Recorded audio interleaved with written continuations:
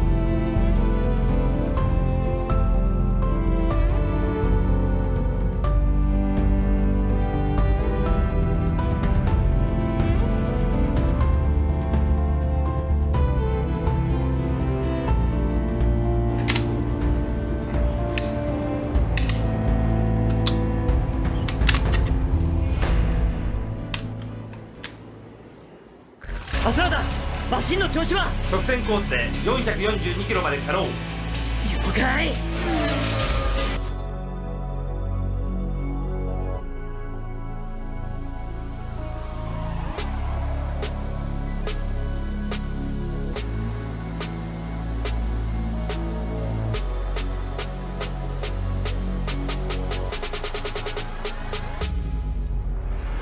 フルブレーキング。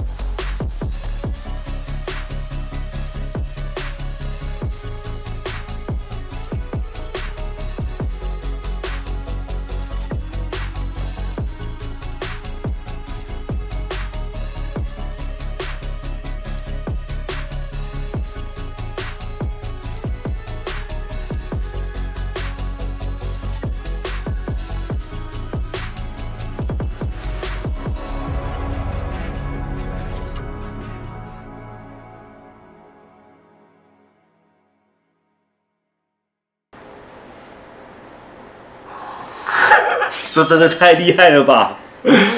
哇，这应该是我们观众第一次看到布莱达师傅在我们节目上做汽车类的模型。因为你第一次发这个给我，其实我想发很久，这个制作细节之多啊，然后我们还是请布莱达师傅直接帮我们介绍各个部位大概是怎么做的。我们这次做的这个是阿斯拉的这个高速模式，它是比较传统的这种车型，跟后面那种超级阿斯拉那种很像 F1 的比较不一样。所以我们可以看到它这一组模型里面，它的内构其实设计的还蛮丰富的，还蛮多细节的。包括它这个轮子这边碟刹，然后它的驾驶座，然后还有引擎的这个位置，那整颗引擎它是可以这样分开放进去的。那它前面这边的话，它这个零件的造型其实设计了蛮多的细节，那我们就把它分色一下，然后里面的这些管线还有它这个碟刹盘也都有把它做一个分色。那我们可以看它这个驾驶座、驾驶舱，它这仪表板它其实也设计的蛮细致的。那配合它里面这个水贴，它这个仪表的部分在上面再盖一层透明的板子，看起来比较有那个萤幕的感觉。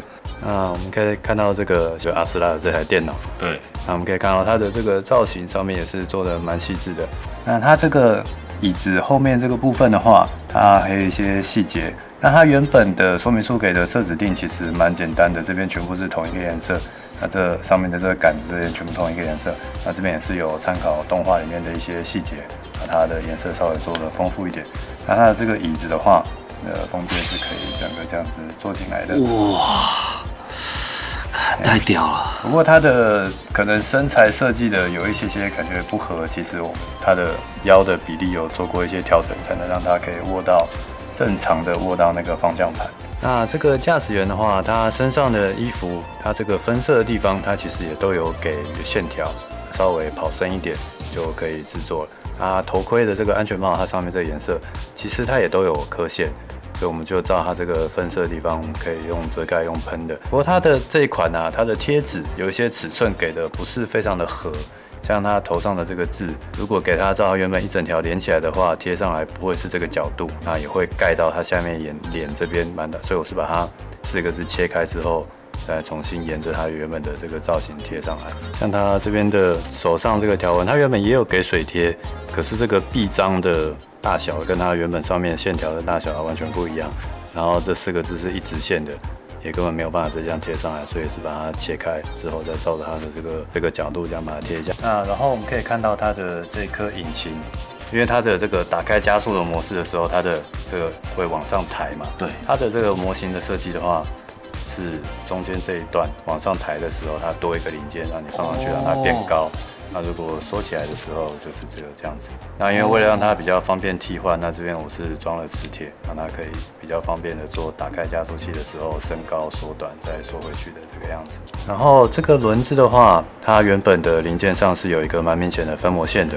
那这个的话，虽然它装上去之后只看得到基本上只看得到侧面啊，在这个方向的分膜线其实看不太到啊。但是如果从很后面看的话，从车尾看的话，某一个角度会露出一点点，所以我们还是把它磨掉。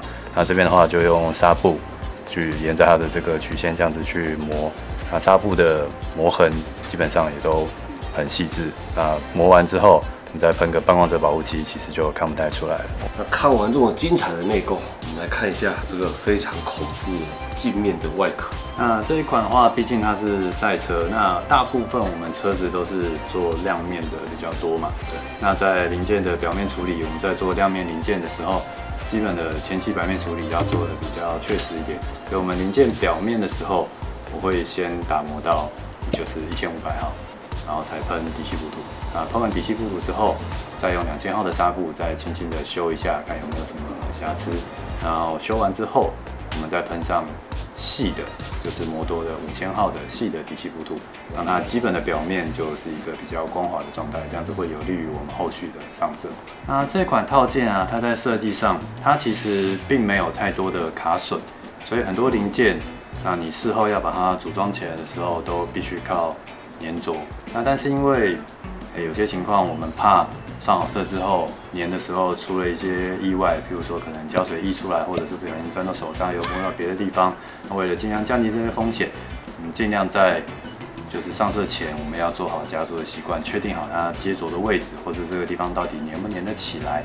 那像这款的话，它其实蛮多地方设计的接点的位置其实蛮少也蛮小的。那所以很多地方我们都尽量把它加了磁铁的设计，让它可以不需要去粘合就可以固定住零件。哇，好帅啊！那因为这款高速模式啊，它有一个特色，就是它有一个空气刹车的模式。那这款的话，它是有设计是可以替换的。那像它这边有一个这个蛮漂亮的内购，有一个这个风扇。那原本的话，它是一个盖子，那就是会把它这样盖住。那它打开的时候，它并没有额外的机构可以让你把这片盖子固定住。这边的话就额外做了一个假装看起来是伸缩机构的样子，可以把它立起来的时候固定住，顺便让它立起来的时候可以把这边的这个卡榫盖住。那它这个部分的话，它也是一样有这个空气刹车的时候，它的盖子会打开。但是因为它原本设计盖着的这个时候，你如果把它粘死的话，就很难去做后面替换的打开的状态。这边也是设计了磁铁，一个安装在这个内侧，另外一个的话就安装在零件的车体的内侧。那这样子的话，就可以让它吸起来。那我们要换成打开的样式的时候，这个也就直接可以这样子拿起来。那比较可惜的是，它后面的这一块，它的空气刹车模式的时候会升起来，但是这个贴纸只有给1张。所以如果换成这个的时候，就会少了这个贴纸，这个是比较可惜的部分。多给1张就很完美。这个镜面处理真的是太完美了。然后水贴的这个断差也几乎看不到。那可以帮我们介绍一下这是怎么做到的？那这个抛光的话，第一个就从我们刚刚讲过的底漆补涂这个步骤，就先做的让这个漆面尽量的平整。那底漆补涂确定没有什么瑕疵之后，我们就开始上色。上色的话就比较标准，就一般的这样喷法，当然也是尽量喷的越平越好。但是因为我们后面还会上亮光漆做抛光的这个步骤，所以上色的这个部分就是一般它的主色的这个部分倒是不需要那么的在意，正常的把它喷得平整就好。那喷完漆之后，就等它干燥之后，就先贴上水贴。那水贴的话，因为它之后会被盖在比较厚的亮光漆下面，所以也是要尽量想办法把它贴得平整。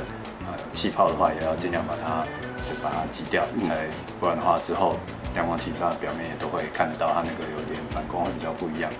水贴你等干等多久啊？就全部贴完之后就放着，到隔天再继续做下一个步骤。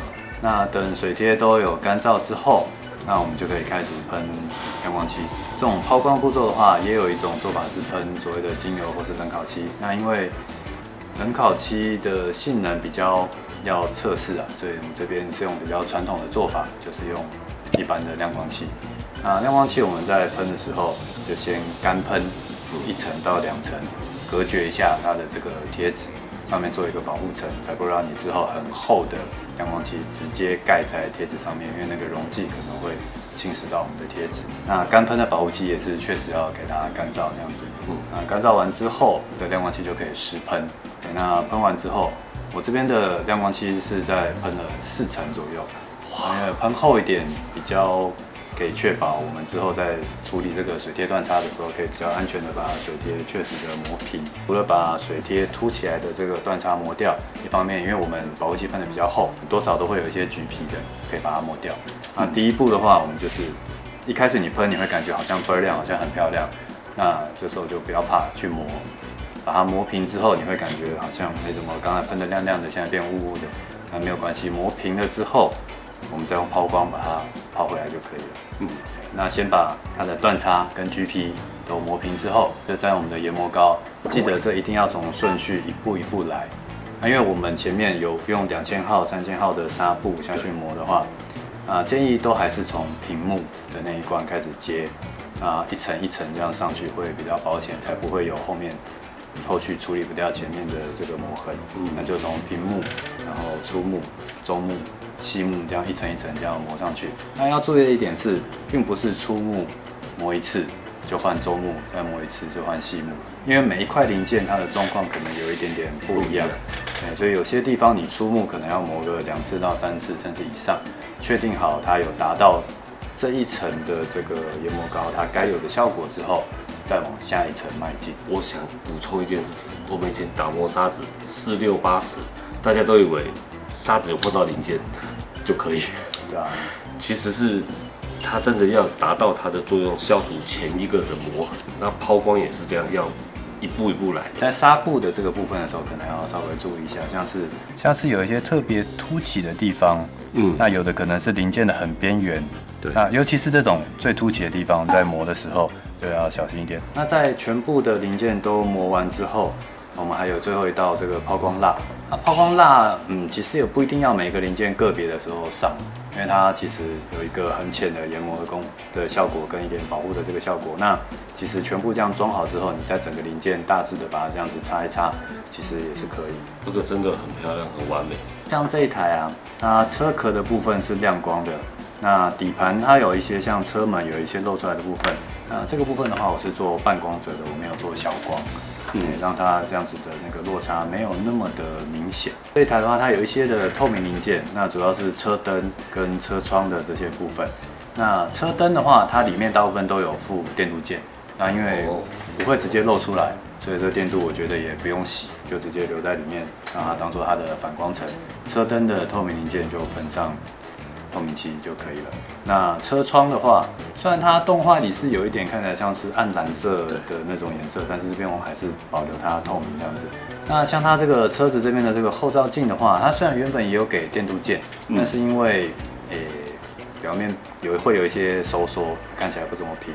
那这平面的话，我们用电镀漆去喷也比较不容易效果喷得漂亮，所以这边的话是直接用那种采光贴的胶带，银色的把它贴上去，其实反光的效果就蛮好的。这真的很帅，哇！那真的很感谢布莱达师傅带来这么精彩的作品。所有的阿斯拉里面，你最喜欢哪一台？最喜欢是没有最喜欢哪一台，但是我比较喜欢电视版的这种造型，比较不喜欢超级阿斯拉那种。哦，比较传统的那一个。那你有兴趣挑战最原始那一台吗？最原始那台是已经做得不够好。谁做的？那各位观众还想看布莱达师傅带来什么精彩的作品，请留言让他知道。那喜欢我们频道，请帮我们订阅、按赞、分享、开启小铃铛。这一集节目就到这边哦，拜拜。为什么你这次没有想要用精油喷？因为每一家不同的精油，它要调，调了之后，它的硬化比例如果没有调好，很有可能就会让你所有的工作前功尽弃。对，所以我个人是觉得，如果要用精油的话，最好都要花一些时间在别的地方测试一下，才会比较保险。那因为这一次没有时间去做这个测试的话，就还是比较用传统这个做法。佑仪之前他有跟我说，他上次喷精油，然后就是比例没调好，直接作品就溶掉啊黏黏的，就不会干。就硬化剂不够。对对对，那如果你硬化剂加的太多，它有可能又会过度收缩这样子。那有些精油腐蚀力又会比较强，所以都要测试一下，不要放心。因为我手上拿了一个这个阿龙的真钞袋，这是他在处理那个异形的那个壳啊，然后一开始是3D 列印的透明件，然后他也是照着这个粗中细抛光的顺序，好不容易把它抛亮，结果他不小心掉到地上，破掉了，然后都裂开了。裂开以后，我们发现一个，你喷的是精油对不对？对，我喷的是精油。看精油它干燥以后，竟然是一个薄薄膜，就把精油撕开给大家看。撕晒上的皮。哎呦，哦，原来汽车贴膜就是这个原理呀、它好神奇哦，它撕开以后是雾的，哦，然后这里是亮的。画面那这个怎么办？就阿龙，阿龙你就不要挑战这个了。另外一台阿斯拉，它有好几个形态，超级阿斯拉就交给你了。那太难了，拜拜。